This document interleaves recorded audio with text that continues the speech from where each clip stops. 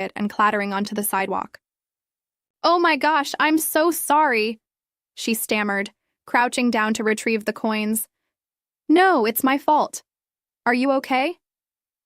The voice was deep, smooth, and oddly familiar. Amelia looked up, and her heart stopped. Standing above her was a man whose face she'd know anywhere, even after a decade. Dark, tousled hair, piercing gray eyes, a jawline that could have been chiseled from stone. It was him. "Caleb?" she breathed, disbelief flooding her voice. His brows furrowed for a split second, and then recognition dawned. "Emmy?"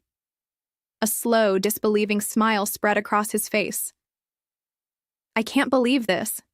It's been, what, 10 years? 12, she corrected, her voice barely above a whisper. 12 years since he and his family had packed up and left their sleepy little town without so much as a goodbye. 12 years since she'd lost her best friend. And the first boy she'd ever loved. He crouched down to help her gather the fallen coins. "I never thought I'd run into you here. What are you doing in the city?" "Working," she said, simply stuffing the coins back into her pocket. "And you?" "Just business," he replied vaguely, standing up and offering her a hand. His grip was warm, firm, and for a moment, she felt like she was 13 again, sneaking out to meet him by the old oak tree behind her house. "Well, it was nice seeing you," she said stiffly, brushing off her jeans. She didn't have time for nostalgia or the ache in her chest that his sudden reappearance had stirred. "Wait," he said, stepping in front of her as she tried to walk away. "Let me buy you coffee. Catch up. For old time's sake." She hesitated, glancing at her watch. She was already late, and her boss would probably dock her pay. But then she looked at him. The boy who used to climb trees with her, who once bandaged her scraped knee with his shirt, who had been her entire world before he vanished. "Okay," she said softly. The cafe was small and cozy, a stark contrast to the sleek, impersonal atmosphere of the city outside. Caleb ordered for both of them. Black coffee for himself, a caramel latte for her, just how she used to like it. "So," he began once they were seated, "tell me everything. What's been going on in your life?" She shrugged, wrapping her hands around the warm mug. "Not much to tell. I work 2 jobs, live in a shoebox apartment, and try not to burn toast every morning. You know, the usual." His smile faltered, but he quickly masked it. "You always were modest. I bet you're doing better than you let on," she snorted.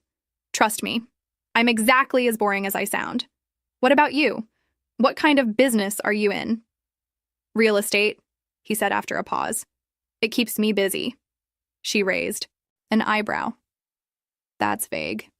He laughed, and the sound was warm and familiar, like sunlight breaking through clouds. "Let's just say I've been lucky. A few good investments, and things kind of took off." "Well, good for you," she said, forcing a smile. She didn't want to pry, but something about his evasiveness nagged at her. As they talked, the years seemed to melt away. They laughed about childhood mishaps, reminisced about their old neighborhood, and shared stories of where life had taken them. But beneath the surface, Amelia couldn't shake the feeling that Caleb was holding something back. When the conversation finally lulled, he leaned forward, his gaze intense. "Emmy, I know I disappeared on you, and I'm sorry.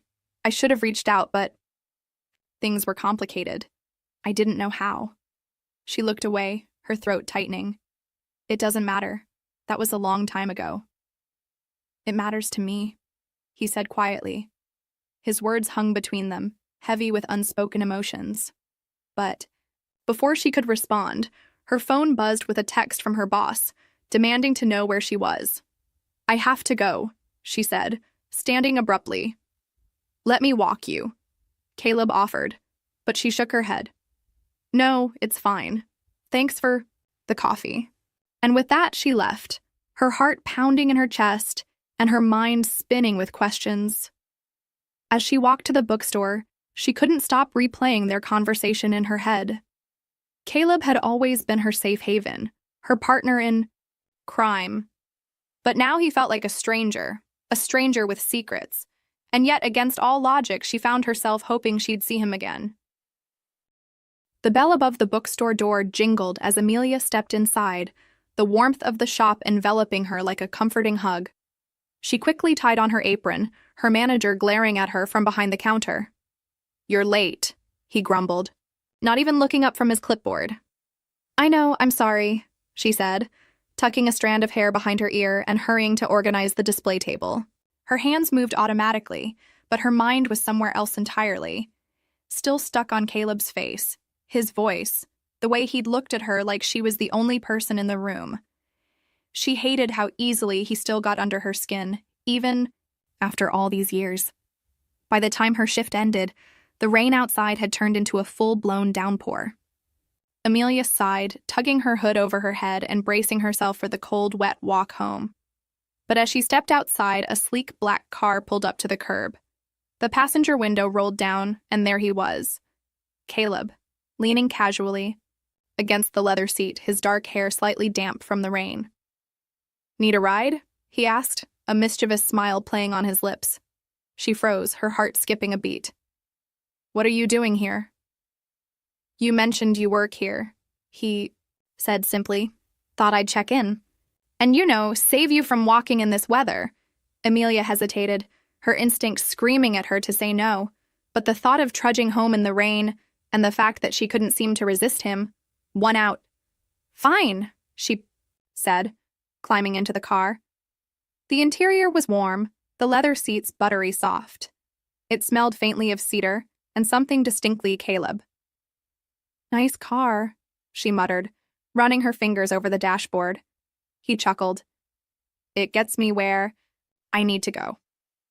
They drove in silence for a few minutes, the city lights blurring together through the rain-streaked windows. Amelia couldn't help but notice how effortlessly he navigated the streets, like he belonged here in a way she never had. "So," she said finally, breaking the silence, "what's the real reason you're here? You don't just show up at someone's job out of the blue." "I wanted to see you again," he admitted, glancing at her as they stopped at a red light. His voice was soft, almost vulnerable. Her stomach flipped, but she forced herself to stay guarded. "Why?" "You disappeared for 12 years, Caleb. You don't get to just waltz back into my life like nothing happened." "You're right," he said, his jaw tightening. "And I'm sorry for that. But I never stopped thinking about you, Emmy. Not once." She turned to him, her chest tightening. "Then why did you leave? Why didn't you call or write or—" "It's complicated," he interrupted, his grip on the steering wheel tightening. "But I promise you I had my reasons. I couldn't stay." Before she could press him further, the car came to a stop in front of her apartment building, a crumbling, paint-peeling mess that looked even worse in the rain. She cringed, suddenly painfully aware of the stark contrast between his world and hers. "Thanks for the ride," she said quickly, reaching for the door handle. "Wait," he said, his voice firm. She paused, looking back at him. "Have dinner with me," he said, his gray eyes locking onto hers. "What?" she asked, caught off guard. "Dinner. Tomorrow night," he repeated, his tone leaving no room for argument. "Let me make it up to you." She wanted to say no. She wanted to tell him that she didn't have time for fancy dinners or second chances. But the way he looked at her, like she was the only thing that mattered, made her resolve crumble. "Fine," she said, her voice barely above a whisper. A slow, satisfied smile spread across his face. "I'll pick you up at 7. As she stepped out of the car and into the rain, she could feel his eyes on her until she disappeared inside.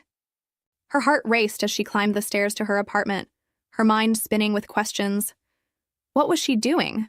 What did he want from her? She didn't have answers. All she had was the memory of his smile and the way it made her feel like maybe, just maybe, things could be different this time. The next evening, Amelia stood in front of her tiny mirror, staring at the reflection of a woman she barely recognized.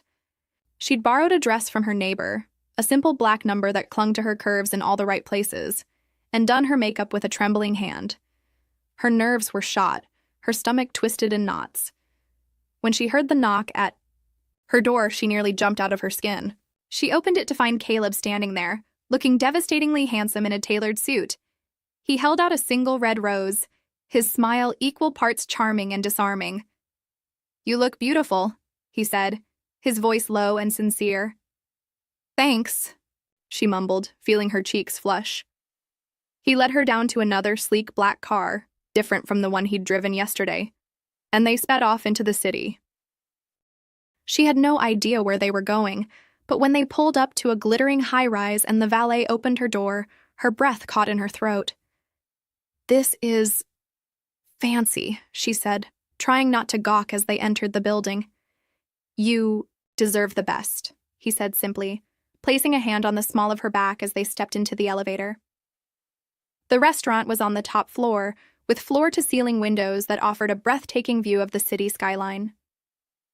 A string quartet played softly in the corner, and the air was filled with the scent of fresh flowers and expensive wine. As they sat down at a table set with crystal glasses and silver candlesticks, Amelia felt completely out of her depth. But Caleb, as always, seemed perfectly at ease. "You didn't have to do all this," she said, glancing around. "I wanted to," he replied, his gaze never leaving hers.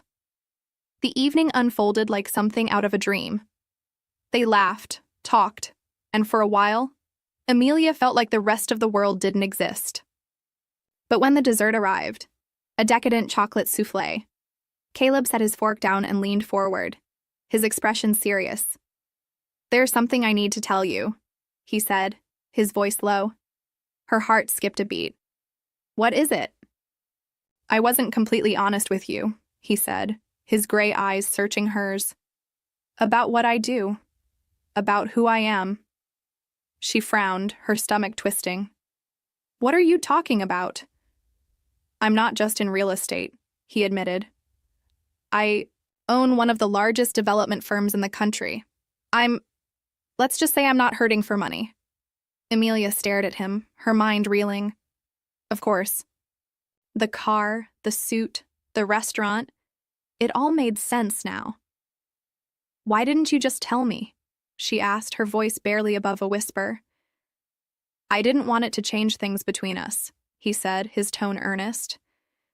"I didn't want you to think that I was trying to buy your forgiveness, or anything else. I just wanted to see you. To be with you." Her chest tightened, a whirlwind of emotions crashing over her. She didn't know whether to feel angry, flattered, or something in between. But as she looked into his eyes, she realized one thing for certain. Caleb Sterling was no longer just the boy she used to know. He was something else entirely. And whether she liked it or not, her life was about to change forever. Amelia's fingers gripped the edge of the table as she stared at Caleb, her chest rising and falling in uneven breaths. The low hum of conversation and the soft strains of the string quartet around them faded into the background. All she could hear was the rush of blood in her ears and Caleb's words reverberating in her mind. "I own one of the largest development firms in the country." "Why?" she finally asked, her voice shaking. "Why didn't you tell me right away?" He leaned forward, his elbows resting on the pristine white tablecloth, his expression raw and unguarded. "Because I was afraid you'd look at me differently, that you'd shut me out before I had a chance to explain." "Explain what, Caleb?" she asked, her tone sharper than she intended. "That you've been living in a world I can't even imagine while I've been scraping by trying to survive? That you've got more money than I'll probably ever see in my lifetime? But you didn't think that was worth mentioning?" "It's not about the money," he said quickly, his voice firm but imploring. "That's not why I wanted to see you again. Emmy, I didn't come back into your life to flaunt what I have. I came back because I missed you. Because I've never stopped missing you." The sincerity in his voice made her chest ache, but it didn't erase the sting of his omission. She shook her head, trying to clear her thoughts. "You should have told me from the start. I don't care how much money you have, Caleb. I care about honesty. I know, he said, his eyes pleading. And you're right. I should have told you. But I need you to understand something. I've spent the last 12 years building a life I thought I wanted. Success, power, everything I thought would fill the void. But none of it mattered, Emmy. None of it felt real without you. Her breath hitched at the raw emotion in his voice. She wanted to believe him, wanted to let herself lean into the warmth of his words, the way he looked at her like she was the only thing that mattered. But a part of her couldn't shake the fear that she was just a novelty to him. A reminder of a simpler time. Something he could indulge in now that he had the means to do so. I don't know, Caleb, she murmured, lowering her gaze to the untouched dessert between them. This is all a lot. I need time to think. He nodded, his jaw tightening as if the words physically pained him. Take all the time you need. Just don't shut me out completely, please. The vulnerability in his voice made her stomach twist, but she forced herself to stand, smoothing the borrowed dress over her hips. Thank you for dinner, she said, her voice quieter now. I should go. I'll take you home, he offered, standing as well, but she shook her head. I need to walk, she said, grabbing her coat. She didn't give him a chance to argue before turning and heading for the elevator, her heart thundering in her chest. The rain had stopped by the time she stepped out onto the street, but the air was still damp and heavy. As she walked, the city lights blurred around her, her thoughts spiraling in 1,000 directions. She didn't know what to make of Caleb, of the man he'd become, of the life he now lived. He had always been larger than life to her, even as a boy, but now he felt almost untouchable, like a figure from a different world. And yet, the way he'd looked at her tonight, the way he'd spoken her name like it was something sacred, made her wonder if maybe, just maybe, the boy she'd loved was still in there somewhere. By the time she reached her apartment, she was drenched in uncertainty. She climbed the stairs slowly, her body heavy with exhaustion. When she reached her door, she found a small velvet box sitting on the worn welcome mat. Her breath caught as she picked it up, her fingers trembling. Inside was a delicate silver bracelet, the kind of thing she would never have been able to afford in a million years. A small note was tucked beneath it, written in Caleb's unmistakable handwriting. For old time's sake. You always said silver was your favorite. Her heart clenched as she stared at the bracelet, the gesture so thoughtful it made her want to cry. She slipped it onto her wrist, the cool metal a stark contrast to the warmth blooming in her chest. The next morning, Amelia was startled awake by a knock at her door. Groggy and still in her pajamas, she opened it to find a courier holding a large envelope with her name on it. This is for you, he said, handing it over before disappearing down the hall. Confused, she ripped open the envelope and pulled out a sleek stack of papers. Her eyes widened as she scanned the contents, a rental agreement for a new apartment. Not just any apartment, but one in a luxurious building on the other side of town. The kind of place she'd only ever seen in movies. There was another note attached, just 3 words this time. You deserve better. Her hands trembled as she stared at the papers, a whirlwind of emotions crashing over her. Anger, gratitude, confusion. She didn't know whether to scream at Caleb for overstepping or cry at the sheer generosity of it all. Before she could decide, her phone buzzed with a text from an unknown number. Meet me tonight. Same place, 7 o'clock. Please. She knew it was him. And despite every logical part of her brain screaming at her to stay away, she found herself typing a single word in response. Okay. That evening, as the elevator doors opened to the top-floor restaurant, Amelia stepped out to find Caleb waiting for her. But this time, he wasn't alone. A group of sharply dressed men and women stood behind him, their eyes sharp and assessing. Caleb's expression softened as he saw her, but the tension in the air was palpable. What's going on? She asked, glancing between him and the others. I wanted you to meet my team, he said, his voice calm but firm. They're part of the reason I left all those years ago. And they're the reason I'm here now. Her stomach dropped as she realized what he was saying. Whatever had driven Caleb away all those years ago, whatever had kept him from her, it wasn't just about him. It was bigger than that, bigger than both of them. And as she looked into his eyes, she realized that she was standing at a crossroads. She could walk away, leave Caleb and his complicated world behind. Or she could take a leap of faith and step into the unknown, trusting that the boy she'd once loved, and the man he'd become, was worth the risk. "Amelia," Caleb said, his voice breaking through her thoughts. "I know this is overwhelming. But I need you to know something. I'm not asking you to change who you are. I'm just asking you to let me be part of your life. To let me show you that you're worth everything to me." Her breath caught as he stepped closer, his hand reaching for hers.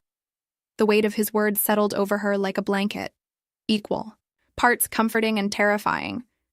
And in that moment, with the city lights glittering around them and the future hanging in the balance, Amelia realized that she had a choice to make.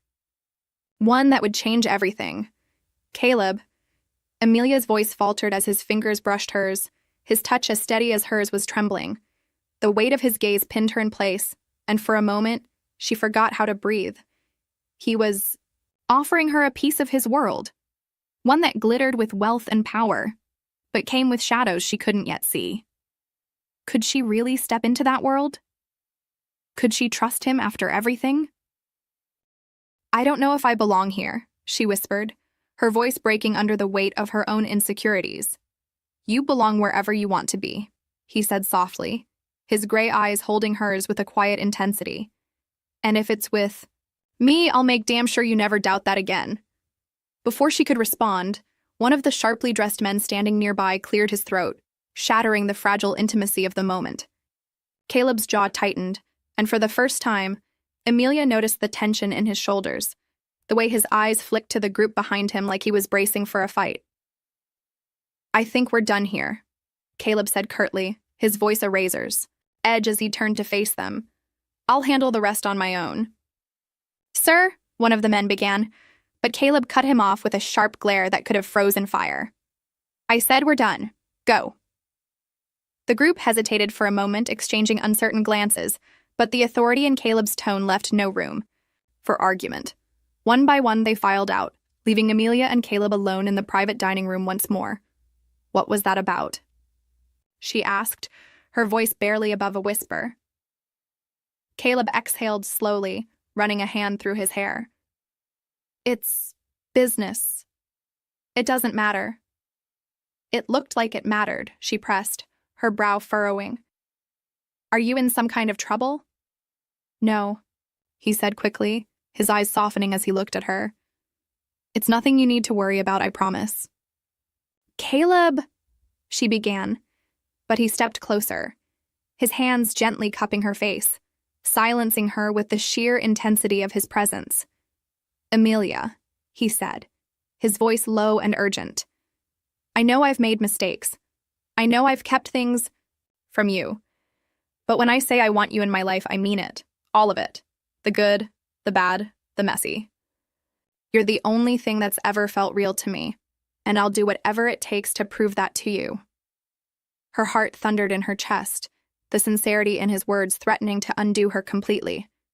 She wanted to believe him. Wanted to believe that the boy she'd once loved and the man standing before her now could be the same person. But the fear of being hurt again still lingered, a shadow she couldn't quite shake. "I don't know if I can do this," she admitted, her voice cracking under the weight of her emotions. "You have this whole other life, Caleb. How am I supposed to fit into that?" "You don't have to fit," he said fiercely, his thumbs brushing away the tears she hadn't realized were falling. "You just have to let me be part of yours." Before she could second-guess herself, his lips were on hers. The kiss was soft and searching at first, like he was asking for permission, but when she didn't pull away, it deepened, becoming something desperate and consuming. It was as if all the years of pain and longing and unanswered questions melted away in that single moment, leaving only the two of them and the fire that still burned between them. When they finally broke apart, both of them breathing hard, Caleb rested his forehead against hers, his hands still